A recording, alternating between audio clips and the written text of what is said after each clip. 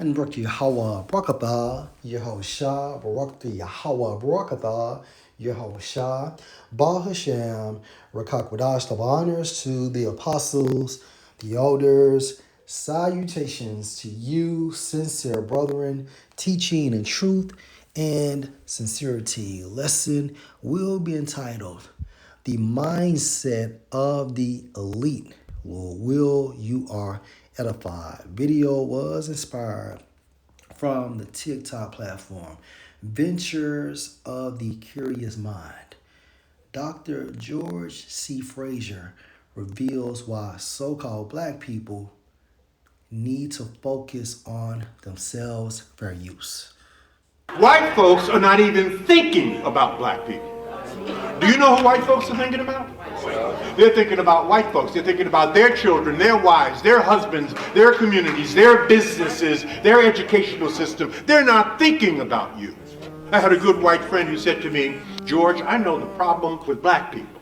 I said, oh, really? Really, Bob?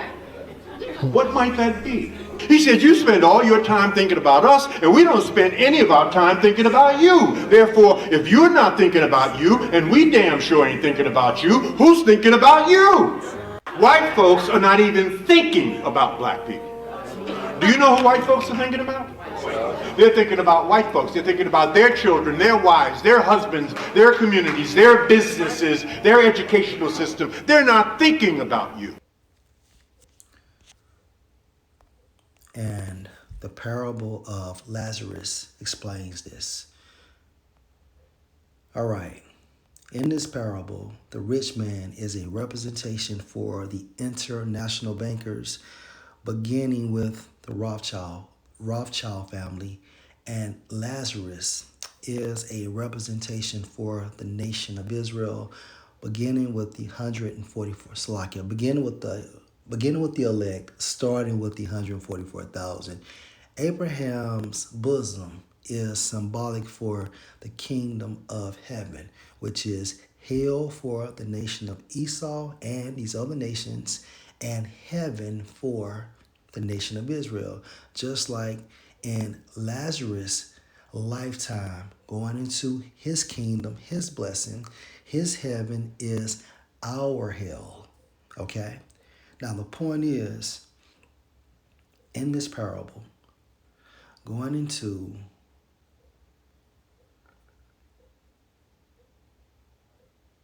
Luke 16 and 22, and it came to pass that the beggar died and was carried by the angels into Abraham's bosom, the kingdom of heaven. The rich man also died and was buried. Verse 23, and in hell he lift up his eyes, meaning what? He will be a servant. He's catching hell because now the curses are on them and these other nations, them referring to the nation of Edom. And in hell he lift up his eyes, being in torments because of the curses. He's enslaved now.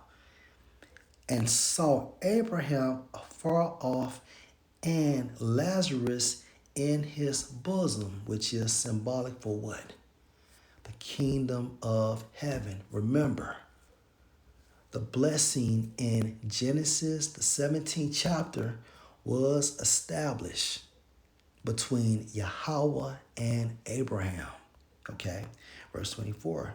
And he cried and said, Father Abraham, have mercy on me and send Lazarus that he may dip the tip of his finger in water and cool my tongue. This shows you that the nation of Israel will be ruling. For I am tormented in this flame. I'm catching hell in his blessing, in his rulership, in his kingdom. Verse 25, but Abraham said, Son, remember that you in your lifetime, your kingdom, your blessing, right? Receive your good things, your kingdom, your blessing, and likewise Lazarus evil things because of your kingdom, your blessing. But now he is comfort in our kingdom, our blessing, and you are tormented in our kingdom, our blessing. Verse 26, and beside all this between us and you, there is a great gulf fixed. Gulf, separation, fixed, meaning what? This is established in the spiritual realm, so that they which would pass from here to you cannot, neither can they pass to us that would come from there. So there is always going to be an established separation amongst the nation of Israel and the nation of Edom. Verse 27. Then he said, I pray you therefore, Father, that you would send him to my father's house. For what? For what? Verse 28. For I have 5 brethren, that he may testify unto them, lest they also come into this place of torment. So basically, he's trying to warn his family members, look, do right in an attempt to offset prophecy. Going back to what Mr. George C. Fraser stated. Communities, their business. They are concerned with They're thinking about white folks. They're thinking about their They're thinking about white folks, their children, their communities. children, their wives, their husbands, their communities, their businesses, their educational system. They're not thinking about you. And this parable solidifies it. The rich man, for I have 5 brethren that need to be warned, that he may testify unto them in an attempt to warn them, lest they also come into this place of torment in an attempt to offset prophecy. Man, this is so spiritual. Okay?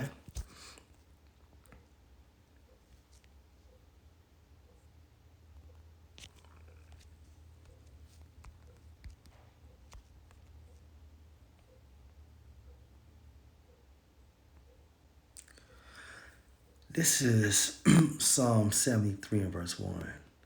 In the NLT, truly the Most High is good to Israel, to those whose hearts are pure. But as for me, I almost lost my footing. My feet were slipping and I was almost gone. For I envied the proud, the Edomites. Okay, and what makes you an Edomite? If your father's lineage goes back to Esau. Okay, it's just that simple.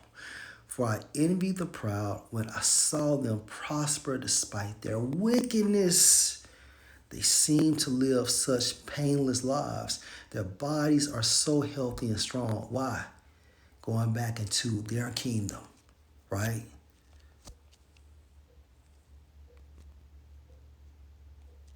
Let's go back to Luke, the 16th chapter.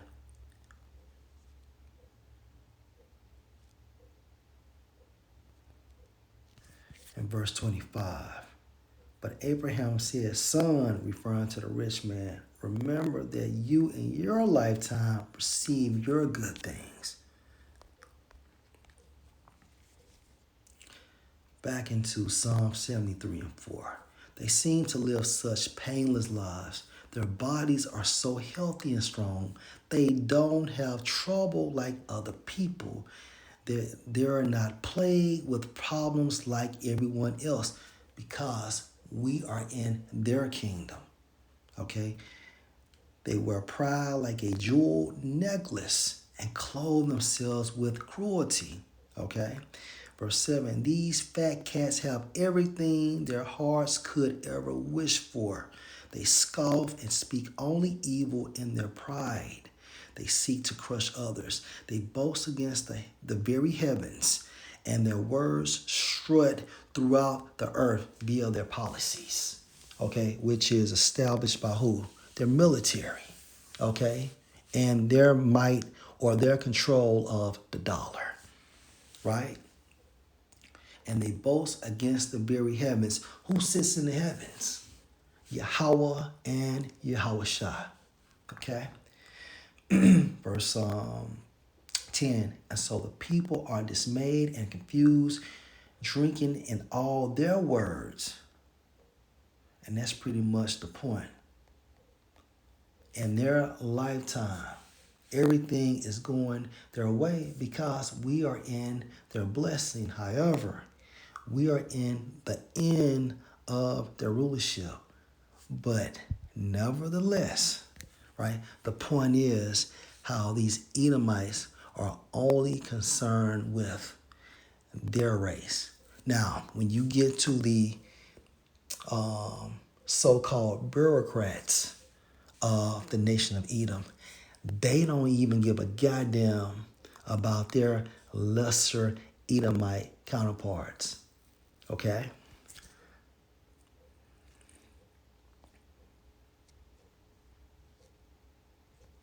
Let's go to Genesis, the 27th chapter.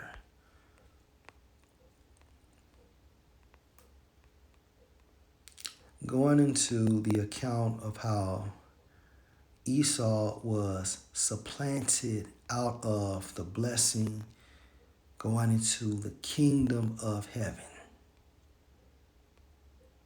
So he begged our forefather Isaac for a blessing, which he did receive. Okay? Now this is the point. Genesis 27 and verse 39.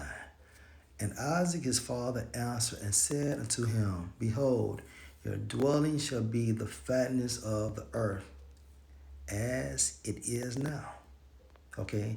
They are in the best parts of the earth. They have control of all the resources. Okay? And of the dew of heaven from above. And by your sword shall you live, by your gun, your military, and shall serve your brother, and it shall come to pass when you shall have the dominion that you shall break his yoke from off your neck. Hence the Renaissance, right? A rebirth of the Edomites back into power. Verse 41, and Esau hated Jacob because of the blessing wherewith his father blessed him, and Esau said in his heart, the days of mourning for my father are at hand. Then will I slay my brother Jacob, because ultimately these Edomites want the kingdom of heaven, okay? The elite, okay, like the Rothschilds, they changed their name from Bauer, which means peasant, to Rothschild, which means what? Red shield. Then you know that they understand they are the Edomites, and they are only concerned with what? Them ruling, meaning a prolonged rulership. So they want to convert the system into a digital system.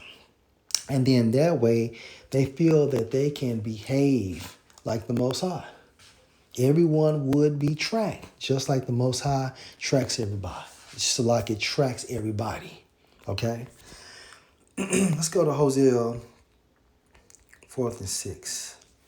My people are destroyed for the lack of knowledge. So you have Jake only worrying about, okay, not themselves, but Esau. Okay, what about Esau? What about the white man? What about the white woman? What about white folk? What about white folk?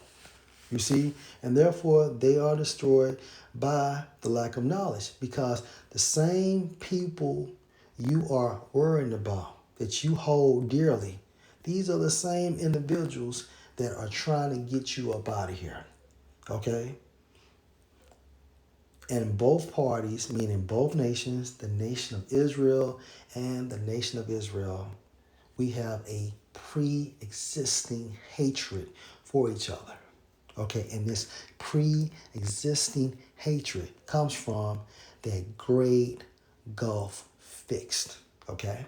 Again, Hosea 4:6, my people are destroyed for lack of knowledge, because you have rejected knowledge. I will also reject you, that you shall be no priest to me, seeing you have forgotten the law of your power. I will also forget your children. Okay, now we're in the time frame of the redemption of the nation of Israel, beginning with the elect. Okay? Let me get one more precept. Let's go to Genesis 49.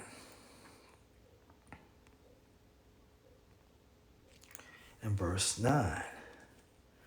Judah, so-called Negroes, okay? All right? And in the Hebrew, Judah is pronounced as Yahweh, which means Yahweh thanks. Judah is a lion's whelp. From the prey, my son, you are gone up. He stooped down, he couched as a lion, and as an old lion, who shall rouse him up? So let's read this in the NLT. Judah, my son, is a young lion that has finished eating his prey. Like a lion, he crouches and lies down like a lioness. Who dares to rouse him? I like it better in the KJV. So Judah is a lion's whelp. From the prey, my son, you are gone up. He stooped down. He couched as a lion. And as an old lion, who shall rouse him up? And only Yahweh Bashem, Yahushua, is going to activate the spirit in so-called Negroes to get on Esau's ass. So though hand join and join, Salakia, hand join and join, that's Satan. Salakia. And let me get that precept. God damn.